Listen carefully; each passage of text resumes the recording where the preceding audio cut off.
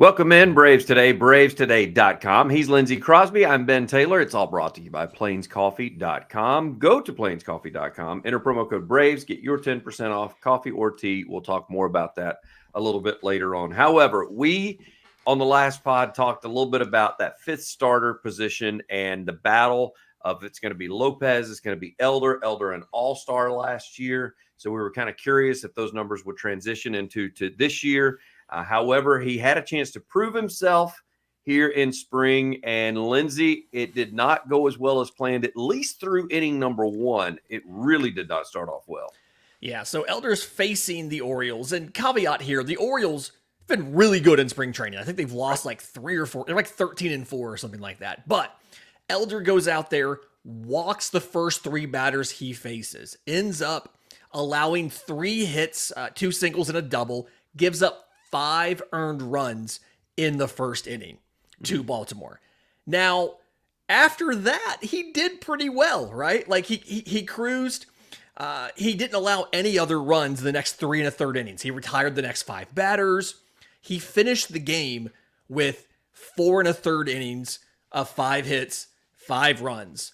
But you dug yourself into a hole. I don't necessarily think it matters if you're able to not give up any more runs after you gave up 5. And so you're in a situation now where, as we sit right here, and that Bryce Elder has an ERA of 8.25 in spring. Now it's 12 innings. It's only 12 innings. But if you're competing with Ronaldo Lopez for a starter's job, and you are already at a disadvantage because you have minor league options and he obviously does not, it would behoove you to not allow 11 runs in your 12 innings. And so it feels like this is not the final nail in the coffin, and you don't just go off of spring results, but it really does feel like Bryce Elder, like this is kind of shown Bryce Elder is more than likely going to start the season as the opening day starter in AAA Gwinnett for a second straight year. You are going to use him plenty at the major league level, but he's not going to win the job out of spring. Just because you have other options, you don't need him right away like you needed him right away last year.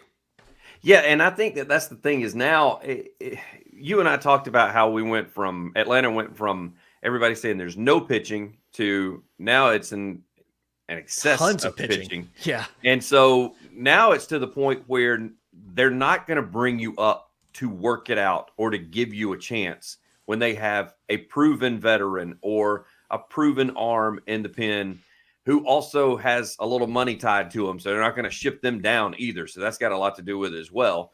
And so he can't do like last year where he can surprise people after having, didn't you tell me that it was a little over 6 last year coming out of spring? He was at a 6.17 after 11 2/3 innings in spring last year. So not as bad as this year, but I mean, he went from a 6.17 to had an opening half ERA of under 2, made the All-Star team, right? Like it's not the end of the road for Bryce Elder, but it may be the end of his battle for the 5th starter's job.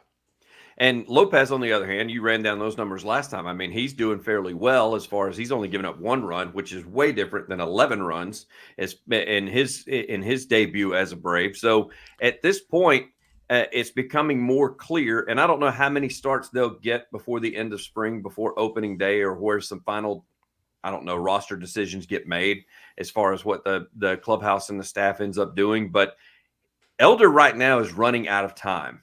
He either needs to, if he's going to get that battle, which honestly, even if he does this, Lindsay, per our conversation on the last pod, I'm still not so sure Lopez still doesn't get the nod as the 5th starter.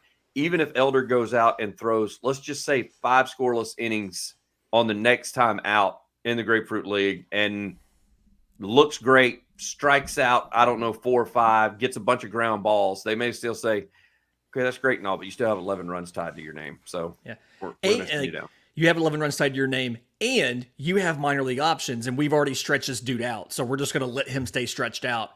I mean, you're going to see a lot of Bryce Elder this year. I mean, you are. He has the capacity to take 160, 180 innings, and you're looking at Ronaldo Lopez, a guy that has been a reliever the last few years, and so he he just doesn't have the innings capacity to go from what last year was, I think it was 66 innings between his three teams.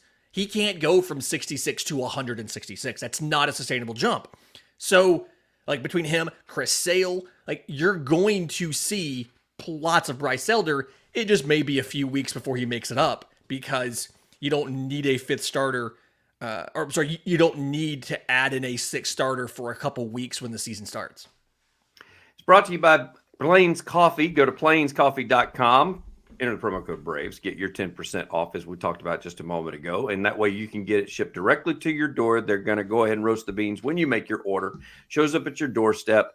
No questions asked. Pecan pie, turtle, cinnamon, cinnamon hazelnut, even normal coffee too, by the way. Yes, even normal coffee that you can get slow roasted and sent straight to your doorstep. Just go to plainscoffee.com. Promo code BRAVES.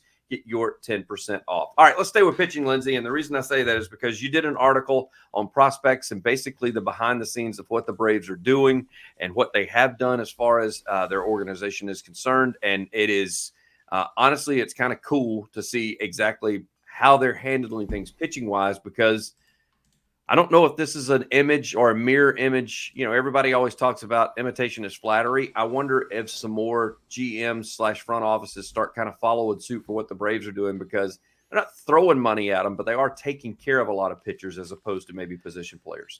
Yeah, most MLB teams draft more pitchers than position players in the draft. And that's just simply because you need that number of pitchers. But Atlanta is unique about how much money they pay pitchers. From 2018 to 2023, Atlanta's the only team that paid more than 60% of their available bonus pool to pitching. And I think only, if I remember right, and I wrote the article, I should remember, only I think 5 teams paid more than 50% of their money to their pitchers. Atlanta was the only one over 60. And what that has done, so Jim Callis of MLB Pipeline, one of the legends in the prospect industry, somebody I consider a friend, we've emailed, we've been on podcasts together. He talked to assistant GM Ben Sustanovich, who is in charge of player development in the farm system for Atlanta. And he kind of discussed the reason that they've done that is they're trying to create what they call layers. So it's year by year, you have a group of prospects that moves up through the system together. Their plan is to have them all be ready to debut around the same time.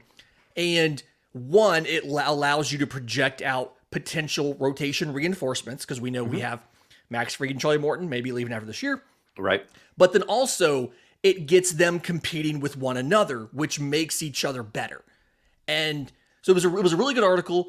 We kind of went through it, gleaned some of the big nuggets. We wrote that up on bravestoday.com. But one of the coolest things was the timelines, right? He gave us seasons when they expect to see different prospects. I thought that was very cool. Yeah, that was my favorite part of this. So like AJ Smith-Shawver and Hurston Waldrop, those are the two guys that they're really counting on in 2024 to be in the major leagues. Now, they've already both been sent down to AAA. We don't know when it'll be, but Smith-Shawver has a chance to be one of the first players called up, maybe even before Bryce Elder, right? Hurston Waldrop is really, really good. And there was a good note in here where he said, is it possible that we bring him up originally as a reliever?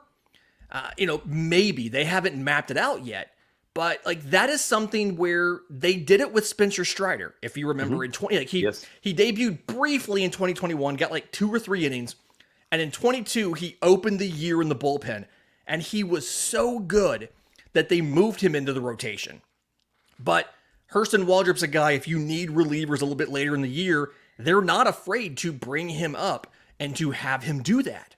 And so it kind of goes through 24, 25, 2026, and even a name they threw out for 2027, kind of how they have these different layers of pitchers. And there's 2 or 3 in every single season that they're targeting.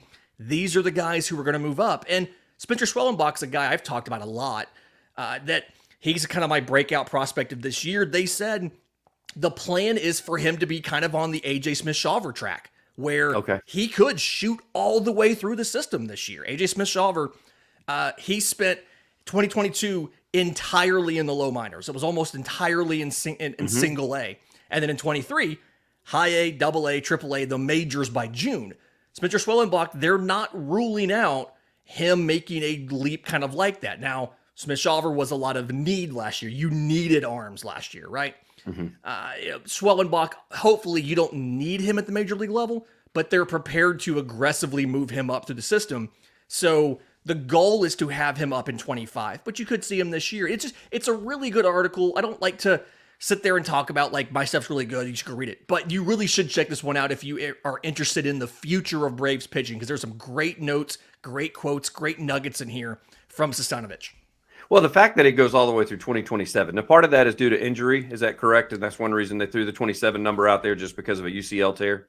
Yeah. So Owen Murphy and and J.R. Ritchie were both drafted in the same draft, like out of high school in 22. Murphy is a 26 guy, but Ritchie's a 27 guy because Ritchie had a UCL tear and had Tommy John surgery, so he missed a season. So he's a year behind. The goal was 26 on him originally, which would have been 4 years in the minors.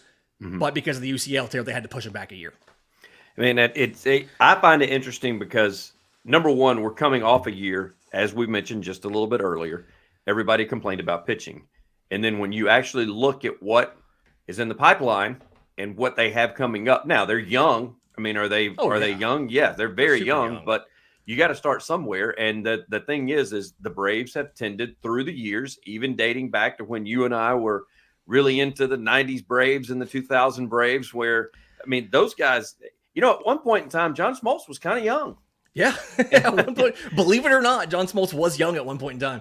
And we had Tom Glavine on here, and you saw the gray hair, but at one point he didn't have that gray hair. At one point he was kind of young. So it's funny that it looks like we're getting back to those days of having that Steve Avery or that Tom Glavine that you bring in, or even I make fun of him, the Millwood deal. People forget Millwood got traded off and had a great career in Chicago. So he technically did pretty good. And so, I mean, he just didn't work out in Atlanta. He still had the potential and did okay somewhere else. So Charlie Morton didn't work out the first time he was here. And when he came back, I mean, it happens. But the thing, like, I think people, when they talk about the pitching, like, you used 13 regular starters last year, but when you look at what your Gwinnett rotation could be right now, it's legitimately 7 deep now. Bryce Elder, AJ Smith-Shawver, Dylan Dodd, Darius Vines, Huascar Yanoa, Alan Winans, Hurston Waldrop. They only play 6 games a week in AAA. Like you're in a situation where if Winans isn't on the injured list, he had a back issue. If Huascar Yanoa isn't on the injured list coming back from Tommy John, he hasn't thrown in spring, so he may start off on the injured list. But like, you're going to have more guys than starts available per week. So you have a lot of options. And so that's why I think that's going to end up impacting the Max Fried free agency next season, or next offseason, simply because it's not a situation like it was last season where you're desperate for pitching. You have pitching. The question's just going to be who's going to stick in the rotation, right? And here's the scary thing. If all of them are at full tilt, full board, not recovering from anything, your AAA rotation is better than a lot of the majors rotation. The White Sox are in the process of trading Dylan Cease. And I would take the AAA Gwinnett rotation over the remaining Chicago White Sox rotation probably right now. Yeah, no doubt. Well, same thing can be said for the Seattle rotation and some of the things that have happened to them. And it's crazy to think that. Now, granted, as Lindsay just said, some of them are down there because they got some injury issues and they're going to be able to have to come out of that. But if you played the what if game, which everybody hates doing that, but if you did, it would be one of those deals where it's like, okay, if everybody's at full health and we've complained about pitching, our AAA staff could possibly all be traded away and be a starting staff for another major league ball club somewhere and not miss a beat, like literally be in the majors tomorrow and play the entire season. That's what the Yankees did. They traded away like 4 starting pitchers this offseason, and now they're in a bind because of it. But, whatever. It's the Yankees. Nobody cares. Nobody feels bad for the Yankees or the Dodgers. No. They just throw money at problems. So you know what? To heck with them. I don't care. So it's the future looks bright for the Braves. Again, that's why we do this pod, because Lindsay did that. And the first thing I thought, this is awesome. This is an article that talks about the future of the pitching with all the bad juju that went around as far as pitching was concerned last year. Just rest assured that the Braves are in good hands. Drake Baldwin, we didn't get to you today, man. I apologize. Sorry, buddy. Especially since you'll have such a big part to do with the pitching. Maybe one day, we'll see. But it is brought to you by Plains Coffee. Go to plainscoffee.com, promo code Braves, get your 10% off. Follow Lindsay on Twitter. Be sure to check out his articles. As always, Lindsay, I appreciate your time, sir. Thanks, buddy.